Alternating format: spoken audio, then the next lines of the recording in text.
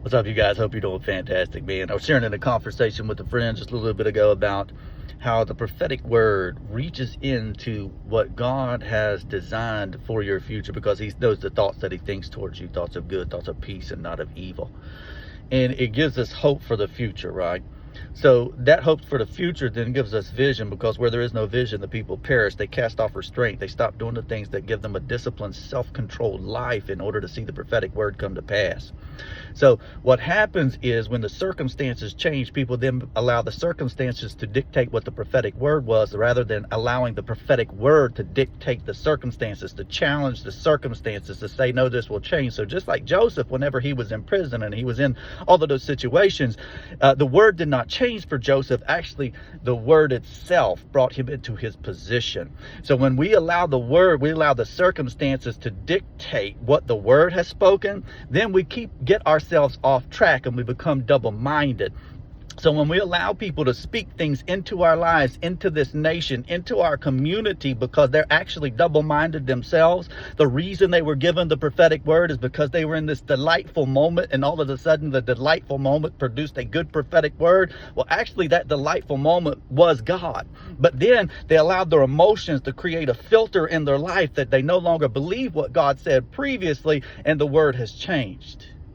But see, we're coming into a time where we understand that the prophetic word does not change because people around us have changed.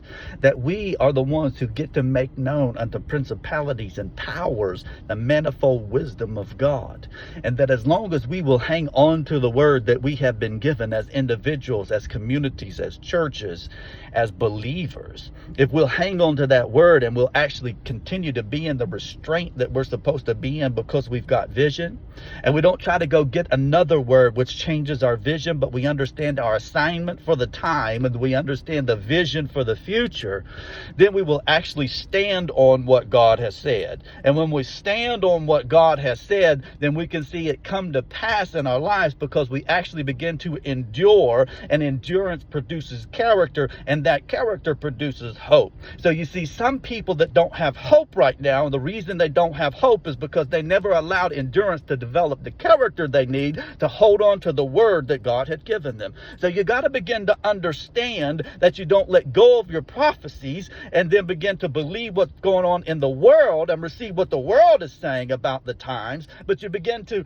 reach back into what God has spoken to you, and you allow yourself to believe, and by faith hang on to what God has spoken. And now what God does is that everything has to begin to align with what God has said, and angels and things that are here for your benefit to be able, because there's more for you than there is against you. Those angels now get to continue to act on your behalf because you're in alignment with what God has spoken.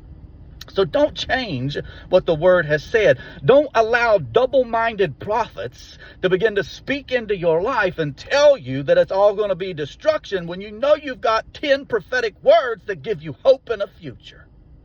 Be blessed, man.